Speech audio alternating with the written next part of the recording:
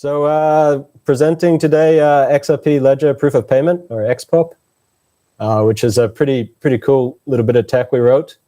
And it solves a very specific problem. So let's go straight to slide 2.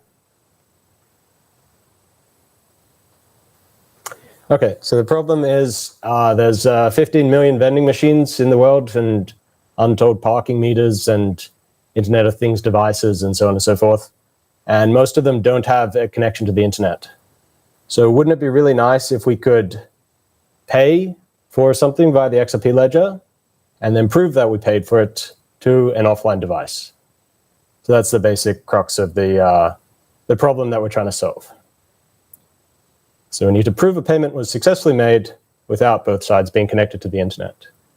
We know that users, customers have mobile devices, and they, generally speaking, are well connected to the internet these days. But the other side may not be. So the solution we came up with is based on the way the structure of the XRP ledger itself. So on the XRP ledger, you have validators. Validators sign validation messages. Validation messages contain a ledger header. The ledger header contains a transaction root. Transaction root is the root of a Merkle tree, and the Merkle tree contains ultimately the transaction blob and the metadata, which confirms that the transaction was successfully executed, and, for example, how many drops were delivered or any other information about the transaction that isn't the transaction itself. So with this chain of trust that we're exploiting here, you are effectively trusting that the XRP Ledger Foundation will not sign a validator list containing validators who will conspire to defraud specifically you. So that's the additional trust that you have. Other than that, the trust requirements are minimal because you have public key signatures and cryptographically secure hashes all the way down. Next slide, please. So the problem with this chain of trust is proving that all of that happened, proving that chain from end to end ends up being quite a lot of data. We have the full validator list needs to be included with the signatures. The validation messages for the ledger that the transaction ended up in needs to be included, and those validation messages can be quite large if it was a voting ledger. The ledger header needs to be included, the Merkle proof, so from the transaction root down the Merkle tree, all the way down to the transaction itself, which also needs to be included, and the metadata for the transaction. And when we sum all of that up, it's about 50 kilobytes. And I'll ask Vitsa now to just go to LiveNet and pick a random transaction, and we can show exactly how much data that we're talking about that we need to transfer to the offline device.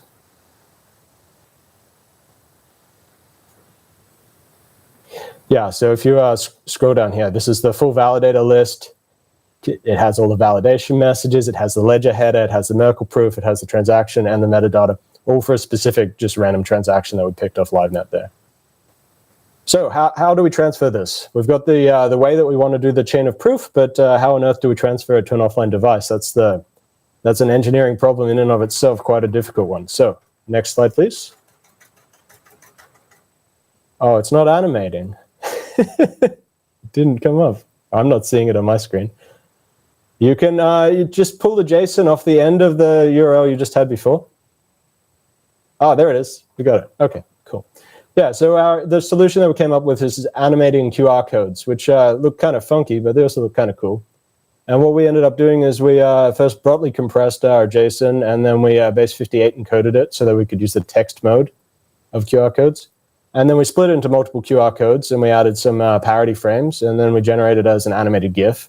And then we display the GIF, and this actually turns out to be quite robust. And so you can display this on your phone and cause the vending machine to receive that entire 50 kilobyte payload in about 10 to 15 seconds, fairly reliably.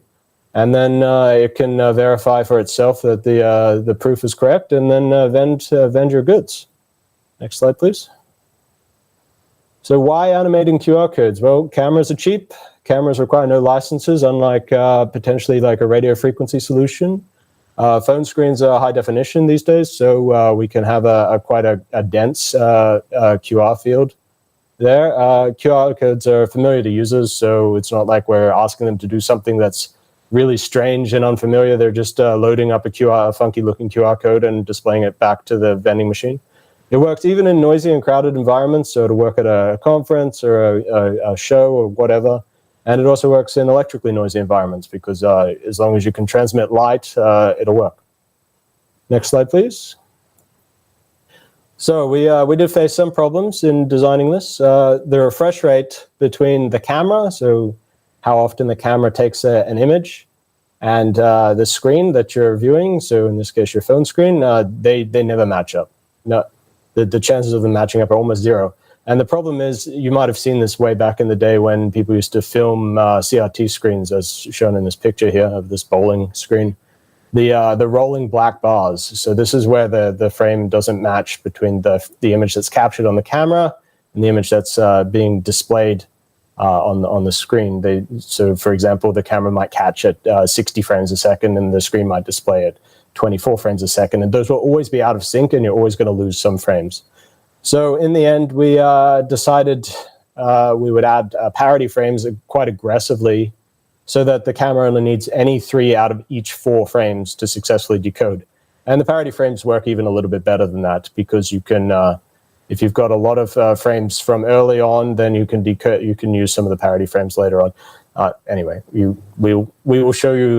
We will link the code, and you can have a look at it if you're interested. Next slide, please.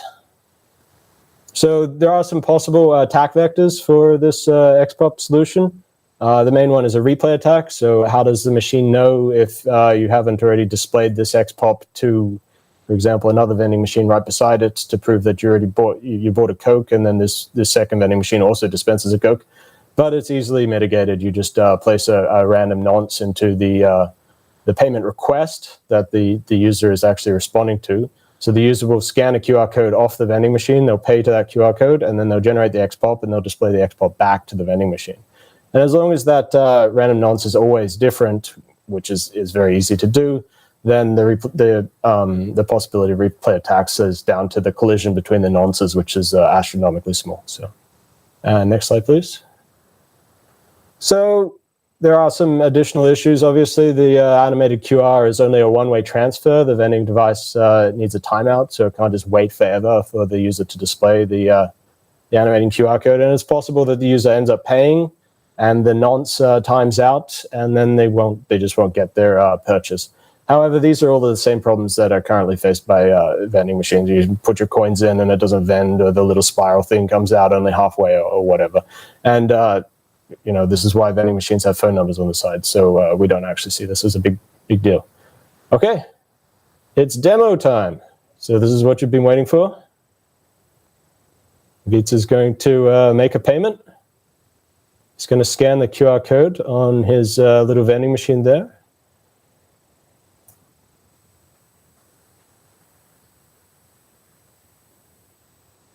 So he's just setting it up with a random nonce. And there's the QR code to scan to make the payment.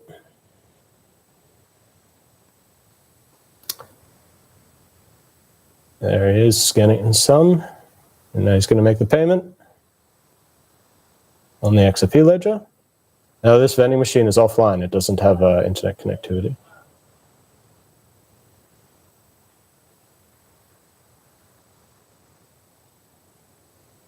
Yeah, okay, so the payment's gone through successfully. Now he's going to load up the XPOP for that payment. So you can load an XPOP for any payment or any transaction type on the XRP ledger.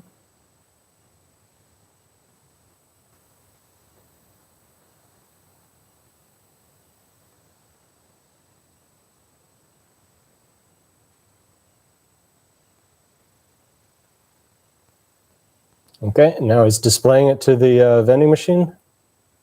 And it should read the frames, probably decode some parity frames. And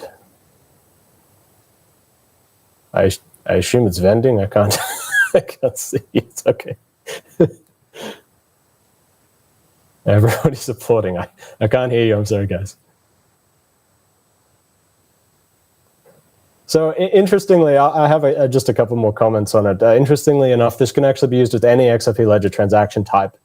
And because it includes the metadata, you could even use it with a hook. So after a hook's finished executing, it has a return code and a return string that's stored in the metadata on the XRP ledger, and that would actually end up inside the XPOP. And so you could actually do a complete vending machine management inside the state of a hook and have basically the transaction accepted or rejected based on your known inventory, which is stored on the ledger inside the hook state. And then the machine would vend based on the metadata and the result of the transaction. So yeah, it's a pretty cool piece of tech.